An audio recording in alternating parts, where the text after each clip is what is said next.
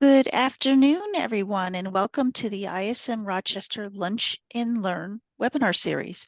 Our topic for today's discussion will be nearshoring, reducing risk, and cost in the global supply chain. Please be sure to ask any questions using our chat function or the Q&A area. And our speaker, Tom, will answer following his presentation. We'll also be sending everyone a copy of the recording, the slides, and your CEH for today's program. Now on to our program. Our speaker today will be Tom Cook.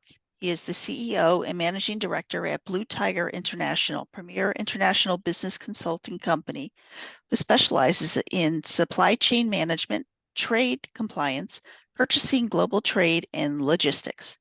Tom was the former CEO of American River International in New York and Apex Global Logistics Supply Chain Operation in Los Angeles. He has over 30 years experience in assisting companies all over the world to manage their import and export operations. He is also a member of the New York District Export Council and sits on the board of numerous corporations. So at this time, I'm going to turn the program over to you, Tom. Great. Thank you, Kathy. Just want to make sure you can see the screen. Yes, we can. Great. Good. So welcome all the ISM members from Rochester. And I also understand that Buffalo is included.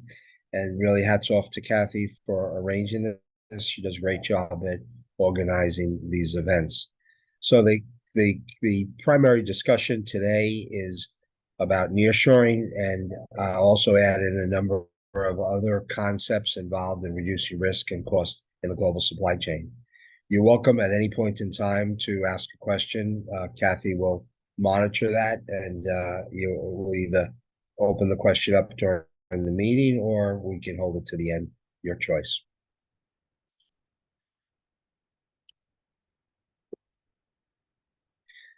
So the first thing we kind of look at in this discussion is the whole concept of sourcing globally. And we asked the question, why? And part of the reason is that we have to source globally because there are a number of products, finished products, raw materials, components, and parts that are only available in various places around the world. The second is cost. We know that manufacturing cost in many countries around the world is much lower than it is here in the United States. Less environmental controls, less restrictions on employees, and all the facets of control that we have by various government agencies in the United States either don't exist overseas in certain countries or are much more pronounced in a lesser way in those countries. A number of executives involved in global sourcing also look at the diversification of their sourcing portfolio and not to be dependent on any one country, including the total dependency here in the United States. And one of the things that came out of the events of COVID very strongly is the concept of risk management in the global supply chain. And the risk management theory is diversifying your portfolio of suppliers so that you're not vulnerable by being dependent on any one particular supplier or in any one particular area of the world. So nearshoring is a very hot topic now. If I looked at 2019, how many nearshoring activities we had in a given month, I would tell you that it maybe was about 2 or 3. We're now up to more than a dozen activities a month just on the subject of nearshoring, which has grown that significantly. My colleague organizations that we work with in terms of having friendly competition are also very busy in this regard. We ask, why is it such a hot topic today? The first is that there's an impact and a residual impact that comes out of COVID. We all saw in the supply chains around the world significant cost escalations and significant delays and a tremendous amount of uncertainty in global supply chains. So in reacting to that, most supply chain executives, again, looking at what I'd call a risk management strategy, are looking to not be in such a vulnerable position as they were through COVID, okay, and to try to manage their sourcing portfolio in a way where risk is minimized. Second is the issues that we have with China, and I have a chart that we'll look at in a few slides from now. But there are significant issues that we have with China politically, economically, and from a manufacturing and a supply perspective that is concerning not only to us as a country from a political standpoint, but also as a country that has significant economic ties into China as a source of finished products, raw materials, and components, and also as a market that we sell a significant amount of finished product and materials into as well. And the last point relates to what we refer to as landed cost management, which is that I think that COVID, one of the positive things that came out of it, is that more and more supply chain executives, which their positions themselves have been elevated within an organization, the whole concept of supply chain has been elevated as well within corporations, are paying much greater attention now to all the various costs that are involved in moving goods from point A to point B in the international arena. So we've developed 15 solutions for companies, and the one that we're going to focus on today is the nearshoring option. Okay, and depending on how much time we have at the end, I'll talk to you about some of the other options that are available. So near sourcing is a term that we use to describe, a business placing some or all of its operations closer to where the products are sold. This is opposite of the longshoring, the outsourcing, where manufacturing is moving to developed nations, particularly those that have lower labor costs. From the period in the middle 1980s all the way till around 2008, 2009, we literally moved hundreds of companies into foreign markets for sourcing, and particularly China. But starting after the economic downturn in 2008, 2009, we started the process of reversing that trend and started moving more companies out of foreign markets and back into the United States or into what I'm going to call friendlier countries or countries closer to the United States. So in three brackets, it's either bringing manufacturing to the United States, bringing manufacturing closer to the United States, such as Mexico or Canada, and friendshoring, which is bringing it to allied countries, okay, where we have much better economic and political relationships with. So we categorize these three as near sourcing, friendshoring, and reshoring, okay? And the concept is that near sourcing, again, is really bringing it closer to the United States. Mexico and Canada would be a perfect example. A country like the Dominican Republic, where we move a lot of textile and piece good manufacturing to, would be an area that would be considered nearshoring as well. Friendshoring is moving into countries in which we again have a stronger political and a stronger economic relationship with, and we're not concerned about the same things that we are concerned as we are with China, which we'll get to in a few moments. And reshoring is actually bringing the manufacturing back here to the United States. So a couple of things we need to think about when we kind of conceptually and intellectually discuss this whole theory about moving manufacturing out of certain countries like China and back to the United States, is that our Congress and Senate, as we all know, they're somewhat disabled right now, but at some point hopefully in the next week, they'll get better reorganized. They are looking at various key commodities that we typically source from around the world, in which vulnerabilities were created through the COVID experience, where vulnerabilities were clearly identified to us, and dependence, and particularly on China, was personified, that they're looking to possibly legislate that a certain percentage of those raw materials, components, and products be manufactured elsewhere, not necessarily back here in the United States, but kind of a combination of either that friendshoring or nearshoring situation. We all know that we prefer not to have legislation guide our decisions, but I'm just making sure that everybody's aware on this conference call that it's looming because Congress is concerned, particularly about things that are critical to our defense industry and critical to the medical products arena. So the whole concept of this near sourcing has significant benefits.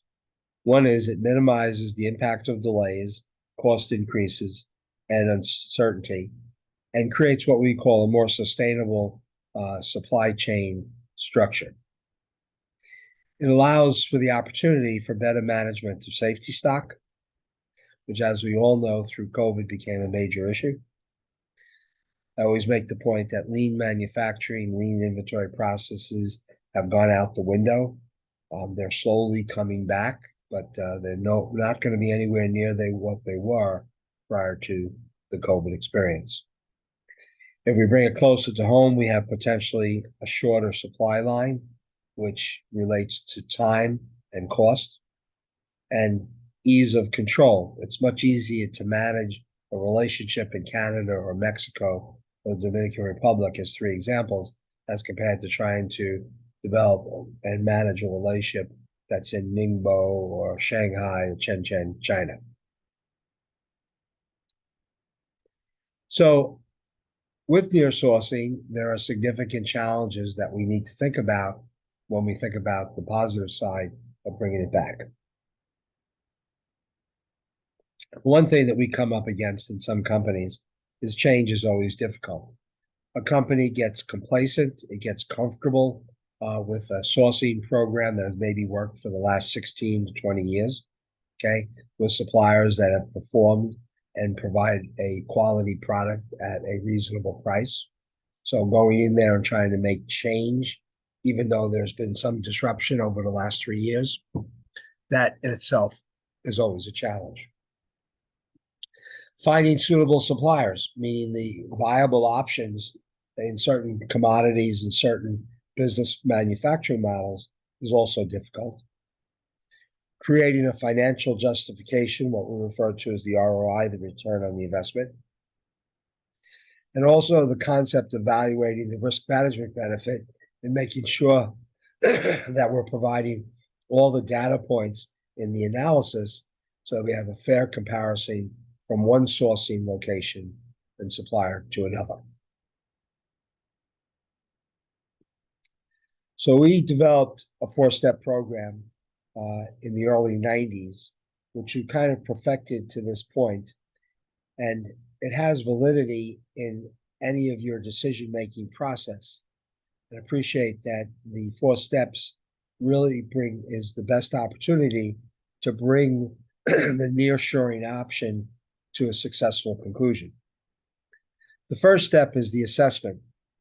And the assessment is an intellectual perspective of whether or not it makes sense for us to even consider moving our manufacturing, let's say as an example, out of Shenzhen, China, either closer to or to a friendlier country or even back to the United States. Once we are convinced intellectually that it looks like it's going to make sense, we really have to create a financial model to justify that move, which means that we have to understand what our costs are going to be, okay? Not only of the acquisition cost of the product, but possibly retooling, okay?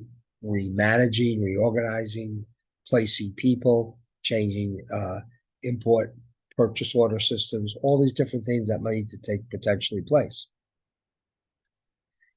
If the financial model, along with that intellectual assessment, evidences that it makes sense to move forward, we have to go into the operational model in which we're working with our manufacturing people, purchasing, sales, customer service, all the silos within an organization to understand what they would need to do differently, okay, to make that nearshoring option happen.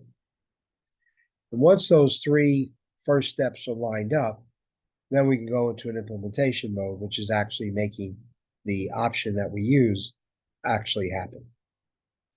And from beginning to end, depending upon the nature of the supply chain, we average about 120 days to minimally maybe as little as 90 and maybe as much as 180 days in all our situations in making these programs occur. There are some programs that have taken as much as a year to change, but I would say the average is somewhere between 120 and 180 days. In our assessment process, both intellectually and also looking at it from a financial model, we look at 5 pillars in landed costs. We look at the acquisition cost, the purchase price of the product. We look at the cost of freight to move it from wherever it's originating from to its final destination. We look at the customs clearance costs that are involved, which are usually transactional in nature, and the duties and taxes. When we look at China, we're all familiar with the fact that when Trump became president and Biden has carried it forward, he added what was called the 232 and the 301 tariffs, which increased the cost of bringing about 45% of the merchandise we buy from China, increased the cost by as much as 25% in additional duties on those goods coming to the United States. So duties and taxes represent a big portion of goods that are supplied in China. And then once the goods arrive here, we're also looking at the issue of inland freight, warehousing, fulfillment, and distribution, meaning where we ship from. As an example of that subject by itself, we just recently worked with a company in Baltimore that's been importing finished products related to the automobile industry for close to 50 years now. And they distribute it from a 750,000 square foot warehouse in Baltimore all over the United States. And they provide what they refer to as free shipping as part of their customer service portfolio. But as we all know, nothing is free. It's really that they build that cost of shipping into their cost of goods sold. So when we looked at the demographics of their supply chain, we saw that their customer base was spread out all over the United States. And they had as many clients west of the Mississippi as they did east of the Mississippi. And we can appreciate that when we analyze the cost, their cost of shipping on the East Coast was significantly less than it was to customers west of the Mississippi. So all we did was evaluate a secondary warehouse, which ultimately led to us securing one in Reno, Nevada. And all the clients that are west of the Mississippi are now serviced from a secondary facility in Reno, Nevada. And when you compare the operating costs between a location located in Baltimore as compared to Reno, Nevada, we were able to reduce the operating costs by as much as 20% and the shipping costs by as much as 15% in shipping from that Reno location rather than from Baltimore. So that has to be taken into consideration as well, where the final distribution is made. And looking at this whole model, an example might be that the cost is higher, meaning that our acquisition might be higher in a different country, but because that country is in a free trade agreement arrangement with the United States, the duty is eliminated. That makes it very attractive. The cost is higher, but the freight is much less expensive. If we bring a 40-foot container in from China into the west coast of the United States today, that could cost around $2,800. If we're moving a 40-foot tractor trailer up from Nogales, Mexico into the United States, that cost might be $1,100 or about only 40% of the cost of moving it from China. So freight might be the differentiating factor. And the cost is higher, but typical delays are eliminated, meaning that we've got greater control when we potentially move it to another country or even back here to the United States. So there are critics of near sourcing. We deal with them all the time, and some of them have valid arguments. It could be that there are costly production changeovers, the tooling costs, the cost of commodities as example. One of the reasons that China is such a successful manufacturing capability, has such manufacturing capability, is it controls a significant amount of the raw materials and commodities that it needs in the manufacturing process. In the area of freight pricing, political and economic changes impact that as well. And we also know that China has a great range of being able to handle lower volumes of production to extremely high volumes of production, where in other places around the country, and particularly here in the United States, lower volumes of production sometimes creates a quandary all in itself. As an example, on a project that we just worked on, okay, the costs that were in China and India for tooling were $28,000. When we looked at that tooling cost here in the United States, this was an example for a company in Oklahoma City, the costs were about $105,000. The tooling lead time in China and in India, as an example, was 7 to 8 weeks. Here in the United States, for that same equipment, was as much as 14 weeks. So these become valid points in that evaluation process and also the operational model to see what we need to do to make some of the changes that we're looking at happen.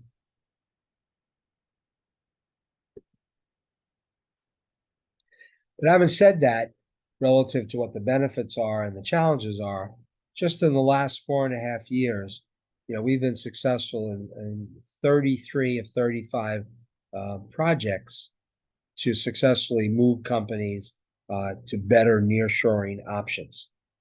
Okay, and in all those examples, okay, finding a viable alternative source was a challenge. Establishing that financial justification model was an issue, and the tooling costs were also an issue.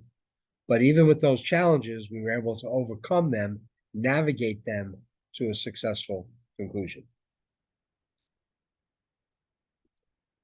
But one of the big issues that we have to look at is our relationship that not only the United States, but the West has with China. And there have been problems ever since Nixon opened it up in the middle 1970s to where we are today.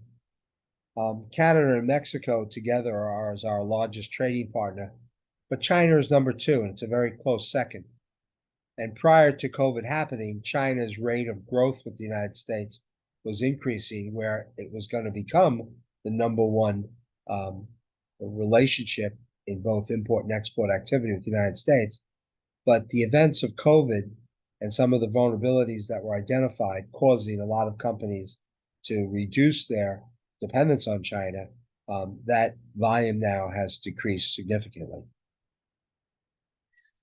But the major challenges we have outlined here, which is that it's almost an impossibility to successfully mitigate or eliminate the exposure a company has in intellectual property rights and forced information transfers in its relationship with Chinese manufacturers and distributors. We know that China, okay, has a stance politically with the United States and the overall Western part of the world, okay, which has a significant amount of negative rhetoric that's happening today. We see vulnerabilities with Taiwan and the South China Sea, where we know, if we're obviously those of us that are paying attention to this politically, that China is threatening to take back Taiwan and threatening the free utilization of the South China Sea for passage of commerce in global trade. A big issue that has surfaced much more significantly in the last 1.5 years is what we refer to as social compliance or forced labor issues. What we're referring to here is that under the Biden administration, he has moved U.S. Customs, Border and Protection, into a mindset of evaluating intensely where in China slave labor or child labor or forced labor is being used in the manufacturing process. And in the last year and a half, Customs has now seized $3.5 billion of goods coming out of China at the US border, seizing that merchandise and not allowing it to move forward in the supply chain because of a potential, not an absolute, but a potential association with forced labor issues. We know all over the country, all over the world, including here in the United States, there are certain forced labor issues that occur, particularly in Africa, would be another leading area. But the Biden administration has now developed clearly a focus and leverage and pressure on China. We also know that China has aligned itself with North Korea, Russia, certain countries in Africa and Iran, and that causes the US and the West significant political concern. And lastly is the COVID cost of reliability. While in most of the world, thank God, COVID has retreated pretty significantly, there are still sectors in China where COVID is reasonably rampant. And they have a zero tolerance policy in China. When that happens, they shut down that particular city or region. Okay. The factories are closed, the schools are closed, stores are closed. Nobody can move from their homes. It gets seriously locked down. They bring in military to enforce it. And in some places where a US company was dependent upon a factory located in that location, it becomes a serious problem because you can't get anything in or out.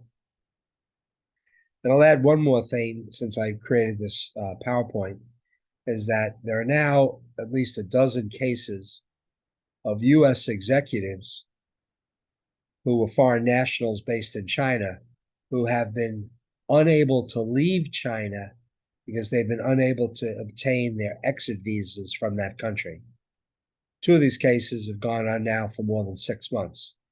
So the restrictive visa policies now in China is another area of concern. China has been a very successful source of manufacturing. And we also have to give it credit because it's moved more people in the history of the planet from poverty into middle class through that manufacturing prowess. So we always make the point to companies when we're giving them consulting advice, not to necessarily eliminate China, but to reduce your dependency or your footprint with that country.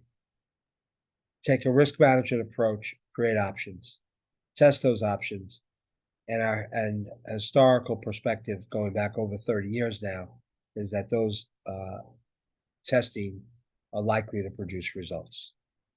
And again, creating that risk management concept.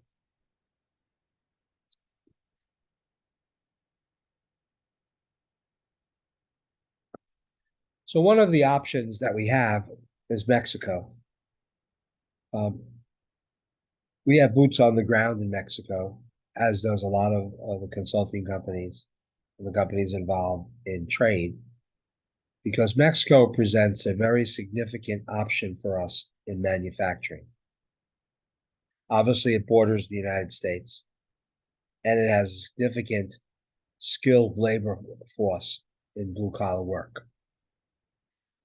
In the Clinton administration, they created a program for immigration, which is called the Maquiladora.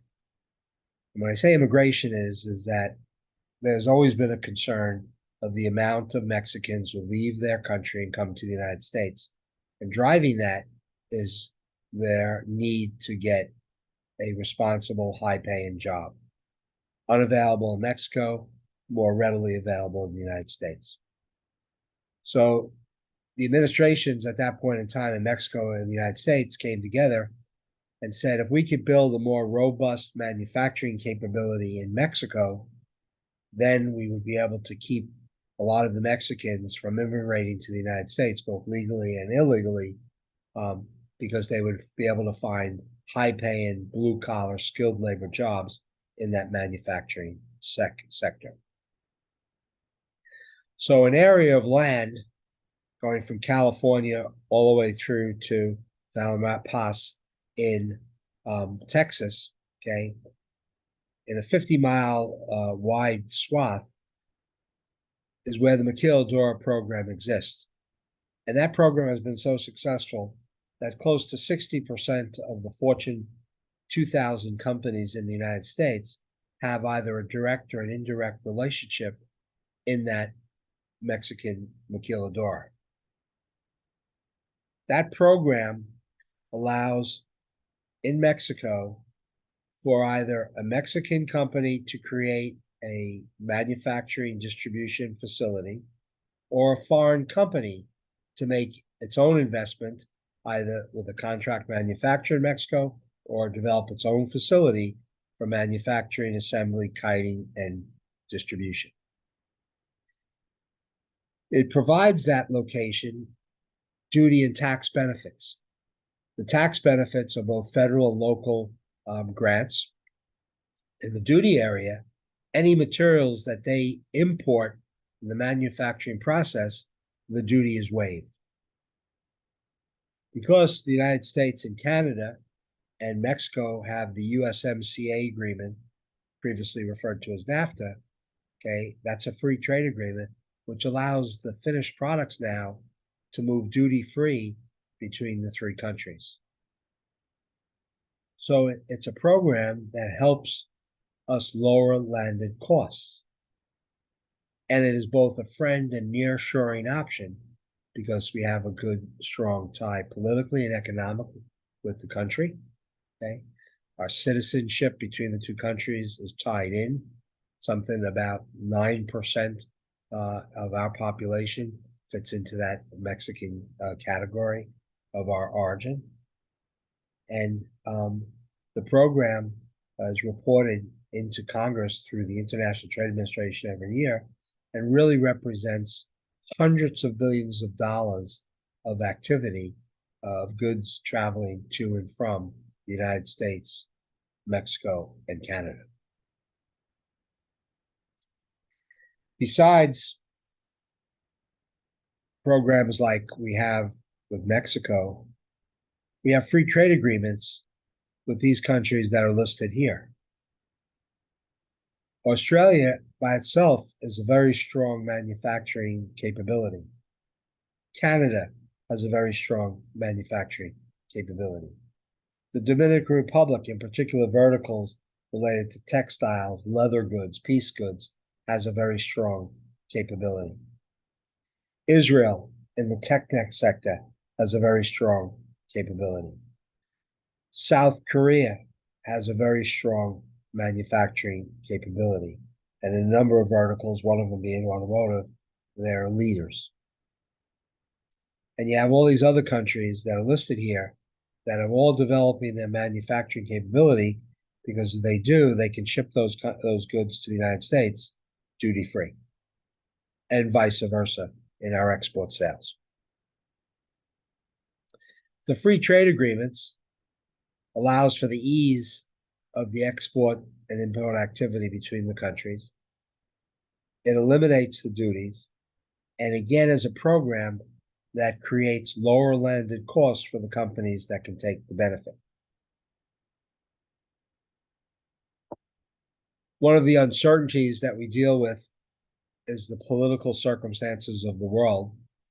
And as most of us know, we now have a crisis that's looming in the Middle East between Israel and the Hamas.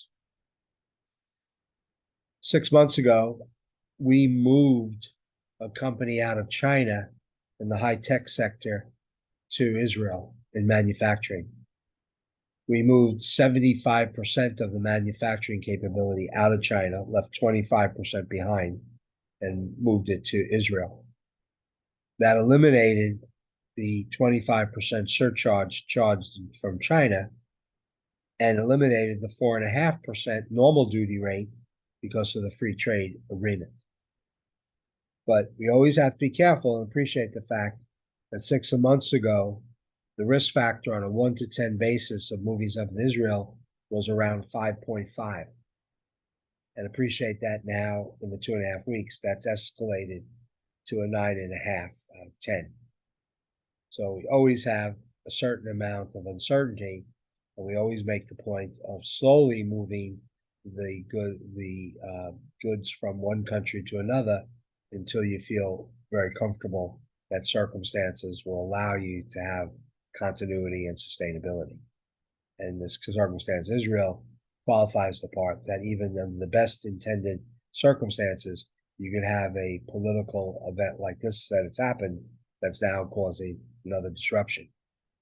Israel is a big exporter to the United States. They're also a big importer of goods and services from the United States. And Israel owns a huge steamship line called Zim Line, which handles somewhere around 8% of all the ocean freight that's moved around the world, which will be impacted by the events happening 2 weeks ago. So there are other countries around the world where we've been very successful in moving manufacturing out of China to the Philippines, Poland. Poland does have a very strong manufacturing capability. Brazil, up and coming manufacturing capability. Vietnam, India, Taiwan. Turkey is another country that has a very strong manufacturing capability. It actually historically is a significant source of manufacturing capability into Europe, okay? And now we're taking advantage of what they've been manufacturing and selling to Europe and moving that to the United States. Malaysia, another country, and Ireland in the tech sector also provides us with another country where we have a friendly relationship with that we can move manufacturing to. Another thing that is beneficial for us to look at is in the United States here, we have foreign trade zone capabilities that can be used in the concept of reshoring. A foreign trade zone is a physical location within the 50 United States and or our territories. But once it's constructed and put into place, it sits outside the U.S. economy. And what that means is that as goods move from the border into that location, which could be a manufacturing and or distribution facility here in the United States, there is no obligation to do a customs clearance, and therefore there's no obligation to pay duties or taxes. It's only once it comes out of that facility that that obligation exists. So the foreign trade zone, first benefit that it provides is a deferral of duties and taxes. Tariff inversion is that if I am in the manufacturing process and I import raw materials and components and parts that come in at a particular harmonized tariff number and a particular duty rate, I now pull out a finished product which has a different harmonized tariff number, meaning the tariff has been inverted. And typically a finished product comes in now at a lower duty rate. And customs and foreign trade zone says to the importer, you can look at the duty rate of the raw material part and component against the duty rate of the finished product, and whichever gives you better advantage, you can use as the goods come out of it. If any of those goods get exported, meaning that that manufacturer distributor is moving goods to Canada, Mexico, Caribbean, Latin America, there's no obligation to pay duties at all because the goods would never have entered the United States. It also, customs allows a importer to do weekly transactions rather than as the goods move through the border, doing transactional business. So you pick a day and time, let's say 6 o'clock on Friday, and all the activity of goods coming in and out of the facility gets manifested and sent into customs. That immediately reduces the cost of customs clearances and immediately reduces what's referred to as the merchandise processing fees. I have a client that we just put together a foreign trade zone for in Houston, Texas. They do no manufacturing, but they just do distribution. They have 50 imports a week. So they did 50 customs clearances at $125 a clearance. The merchandise processing fee for its transaction was $274, paid 50 times. Now doing a weekly customs clearance They only pay that 125 once and that 274 once, because it's only on reporting to customs that that obligation gets paid. The savings are in excess of $900,000 a year just by moving the goods through a foreign trade zone. And then depending upon where that foreign trade zone is, there are potentially local benefits through the local economy, and there are certainly levels of federal benefits and state benefits depending upon where you're located as well. So foreign trade zones are set up for manufacturers, assemblers, fulfillment, distribution. The big issue is deferral of duties, that cash flow advantage. 3 years ago, we were using a 2.5% return on the money. Today, we're using a 12.5% return on the money. So cash flow advantage is a huge plus. Elimination of duties altogether, the tariff inversion if there's manufacturing, and the reduced clearance costs are the highlights that we'd want to consider. And foreign trade zones can be created anywhere in the United States, while they are typically located in gateway cities. We have ones that are located in the middle of Oregon, in the middle of Montana, in the middle of Indiana, not anywhere near an ocean or air freight gateway.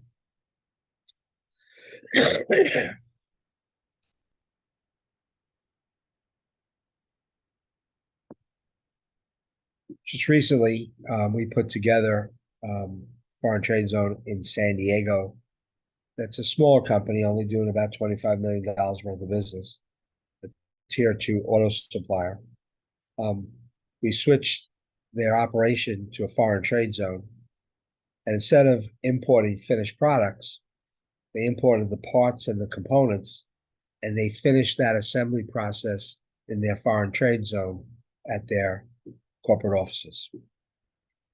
The annual savings were $3.5 million. That's almost 12% of their bottom line. And they only had an additional $125,000 of annual costs in structuring and setting up that and operating that FTZ.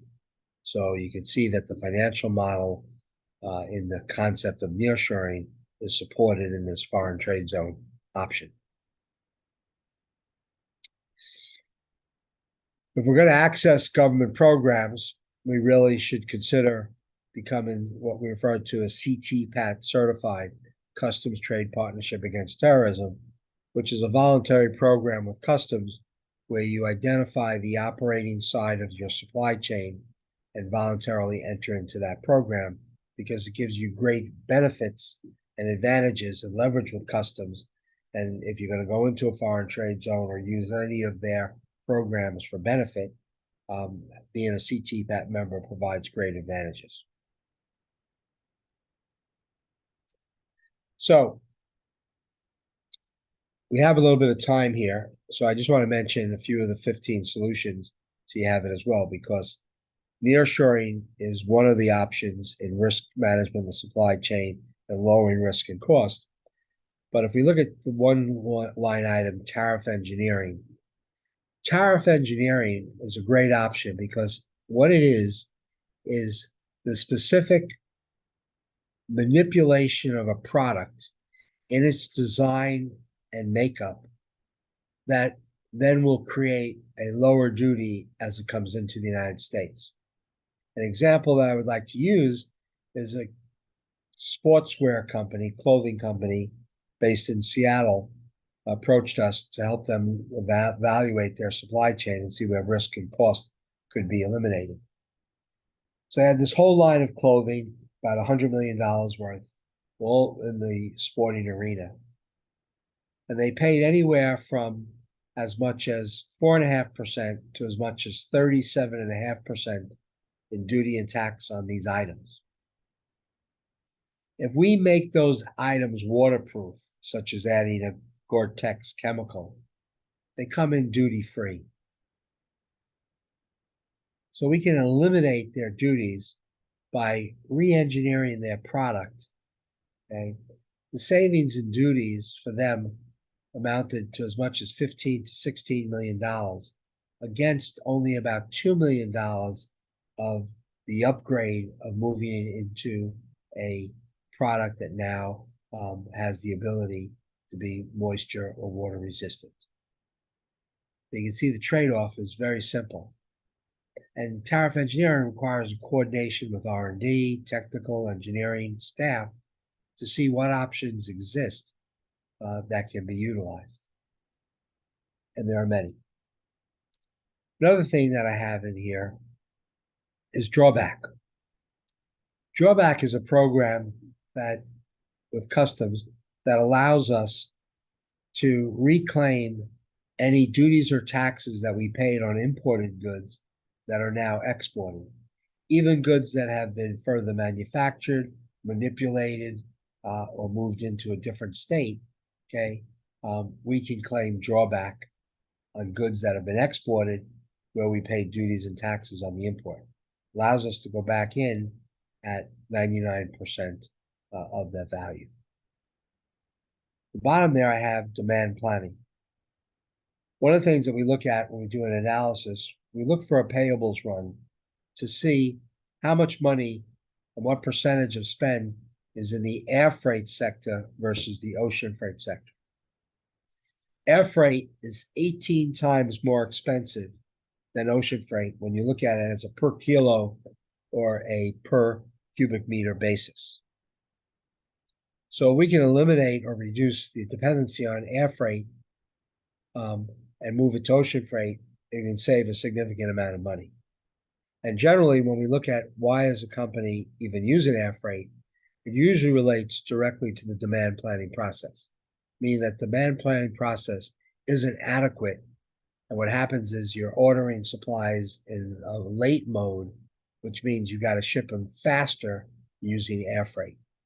So we dig right down to the demand planning process to see what improvements can be made where really more lead time can be utilized and therefore ocean freight can replace the air freight. So I want to just mention a couple of those examples. So in summary, nearshoring is truly a risk management and strategic plan that all companies here in the United States should be thinking about. China should be a serious concern for both sourcing and business development for any company that has a footprint there. This foreign trade zone model that I discussed is really a very viable option for a lot of companies. And lastly, all these things that we talked about all come out of assessments that need to be done. And we strongly recommend third-party independent assessments that we believe really add significant value because you get a pair of eyes independent of your own with the experiences of what happens in other companies to bring that to the benefit of your organization. And lastly, that Mexican maquilador program, which I outlined, is also a very viable and strategic commodity that you want to consider. So with that, I appreciate everybody's kind attention. We're at 50 minutes, so I'd be more than happy to take any questions that anyone might have.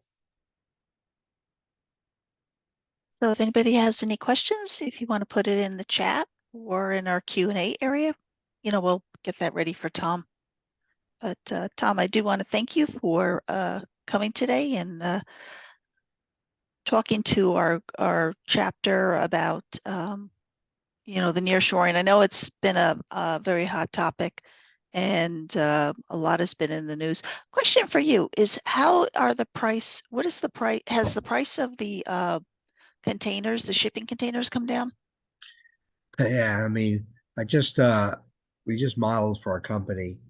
So if you looked at a 40-foot container coming out of, say, China to the port of New York and New Jersey in December of 2019, the pricing would have been around $2,500 to $3,000 for that container.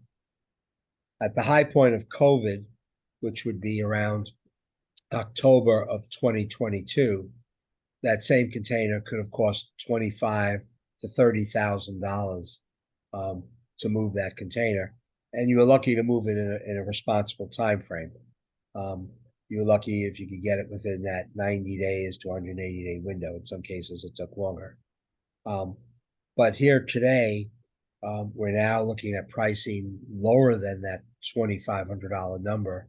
There's been a knee-jerk reaction in the whole ocean freight world, which now has moved the pricing lower than it was on pre-COVID pricing. And with that comment, I'll just issue a warning, is that the steamship lines have never been very responsible at managing their costing models. And obviously through COVID, they became very greedy and they charged a lot of money without justification. And now, because of competition and the lack of demand, they've been able to bring that pricing down. So as a reaction to that, both in the air freight sector, the trucking sector, and the ocean sector, a lot of the larger players are pulling a lot of capacity out of service. They're mothballing ships, they're mothballing airplanes, and they're putting trucks aside to try to balance off the capacity with the demand requirements, which is obviously is off by about 25 to 30% now. So our concern is that as we get into the middle of 2024, is that as we get into a greater demand and now we don't have the capacity, that pricing will start to spike again in the middle part of next year and spike more heavily in the second half of 2024. So for those of you that have a planning responsibility, you may want to think about that for the balance of 2024. Thank you. Thank you.